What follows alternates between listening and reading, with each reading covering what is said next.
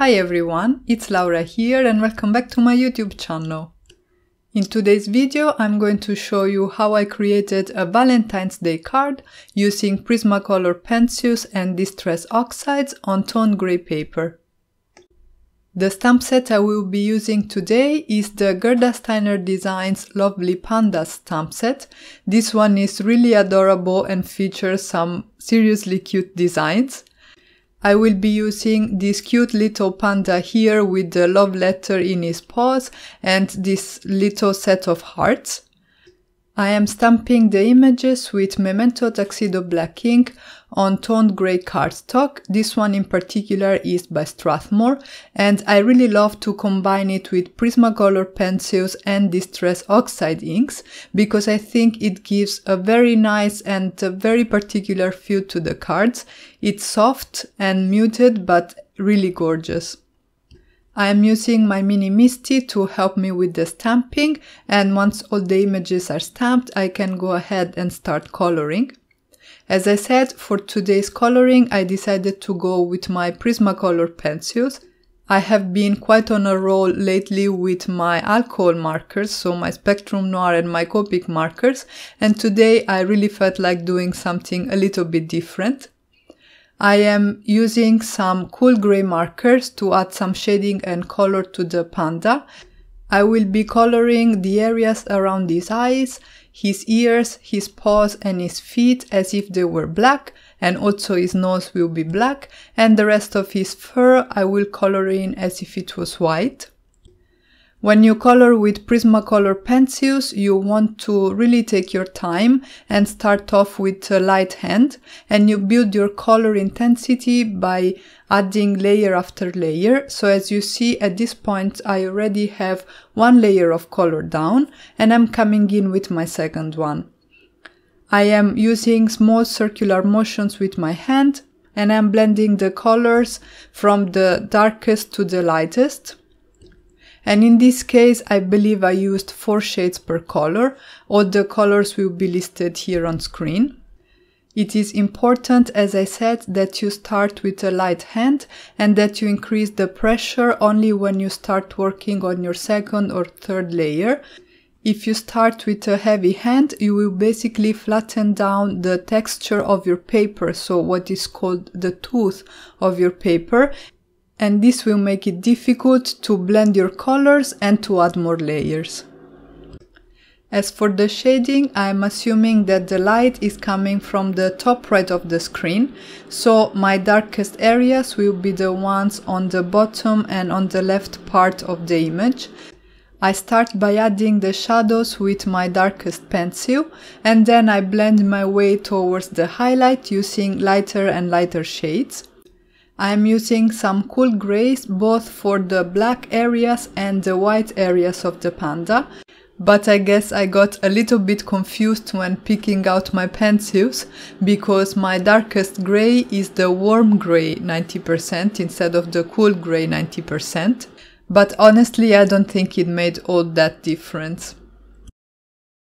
Anyway, this is pretty much all I had to say to you about the coloring, so I will play some music for you to enjoy the rest of the coloring process.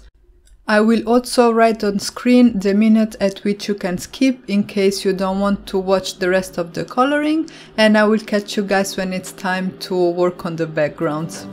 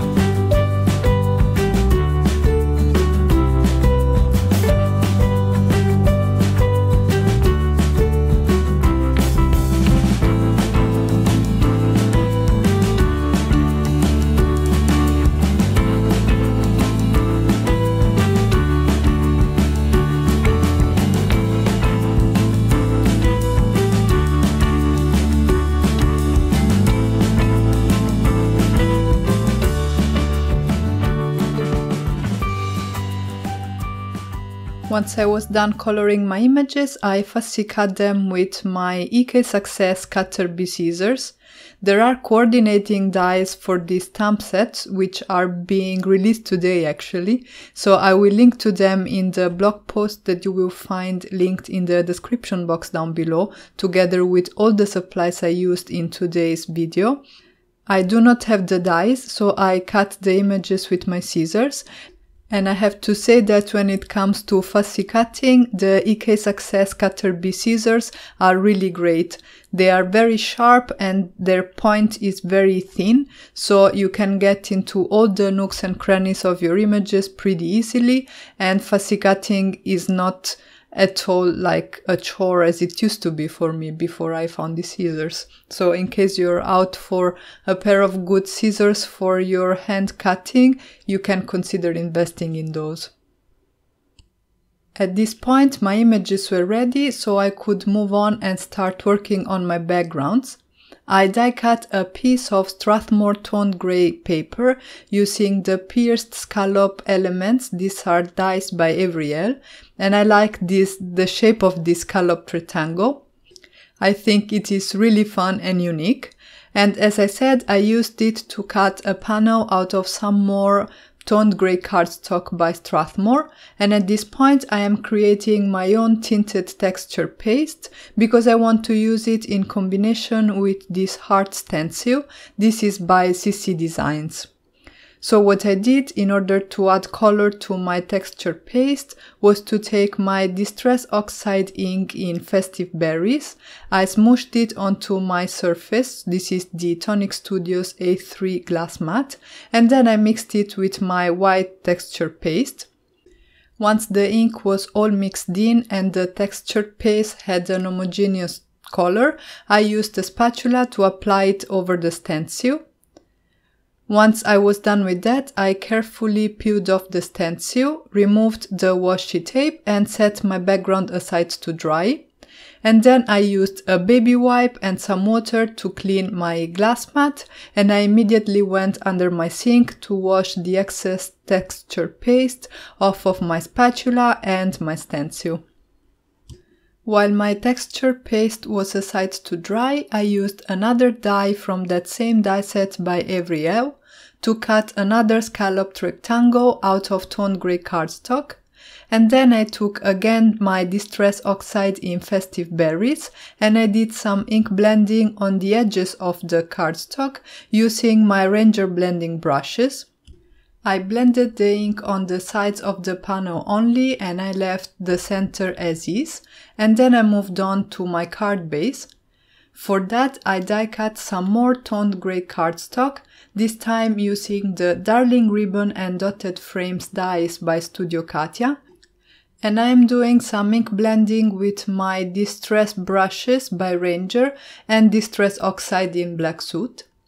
And you could directly use some black cardstock, but I like the soft feel of the oxide, this almost velvety look they have to them, and I think it adds a lot when you are using Prismacolors on your card and toned grey cardstock. This is a definite favorite combination of mine.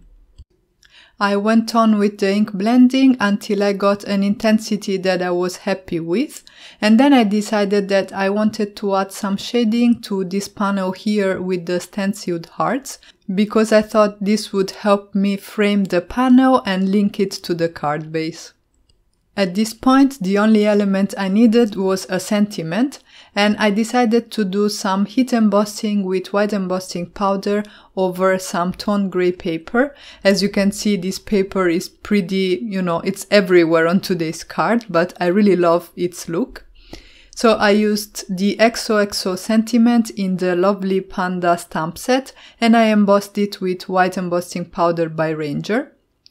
I then used the Heffy Doodle strips of ease to cut a banner around it that I then trimmed down to 4¼ inches using my guillotine trimmer. I decided to do some ink blending with Black Soot on this sentiment banner as well. And this way all the elements on the card are linked together and the look is more cohesive. And once I was done ink blending, it was time to assemble my card. I tend to use liquid adhesive when layering panels together because it gives me a little bit of wiggle room to position things exactly as I want. But in this case, because this paper is rather thin, I decided to use dry adhesive so that I wouldn't have any warping. I decided to raise the smaller panel on some foam tape because this is where my focal images will be and I wanted it to stand out a little bit more from the background. I am supporting the sentiment strip with foam tapes in the areas that will hang off the focal panel, and I'm adding some double-sided tape in the area in between before I can adhere it to my card. The foam tape I'm using is Scotch 3M foam tape, and the double-sided adhesives that I'm using are score tape and double-sided tape by scrapbook.com. I am using the panda to figure out how I want to position these stacks of hearts, because I want to create sort of a pile of hearts behind him. I am playing with the arrangement a little bit and I will press down only when I'm sure that things look the way I want them to. And then I can go ahead and adhere this cute little panda, which I am totally in love with. And because I was having so much fun with this card and I didn't want to stop, I decided to decorate the inside as well.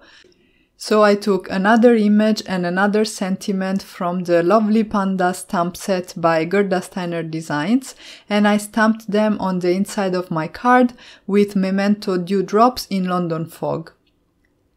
I adhered the card front to the card base and that finished off my card. And here you can see the final result. I think it's really cute and I really love the look of Prismacolors and Distress Oxides on tone grey cardstock.